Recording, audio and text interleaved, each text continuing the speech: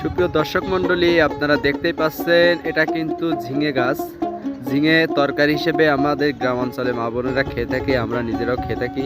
অনেক সুস্বাদু একটি সবজি, অনেক পুষ্টিগুণ ভরা একটি সবজি। তো গাছে দেখেন কত সুন্দর ঝিঙে ধরেছে, এদেরকে দেখানোর চেষ্টা করব।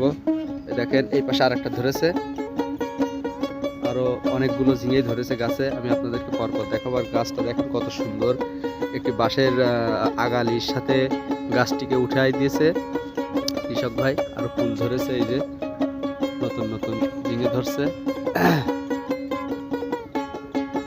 আপনাদেরকে দেখাবো কতগুলো ঝিঙে ধরেছে। একটা, এই পাশে ওই একটা, আর এই পাশে আরো ধরেছে। আপনাদের দেখানোর চেষ্টা করবো। এটা কিন্তু একদম সর্বশেষ গাছের আগা। তাও দেখেন এখানে কিন্তু আর একটা ঝিঙে ধরেছে। তো আপনারা চাইলে বাড়ির আঙিনায় এমন একটি ঝিঙে গাছ রোপণ করে আপনারা বাসা বাড়ির চাহিদা মেটাতে পারেন। অনেক ধন্যবাদ সকলকে।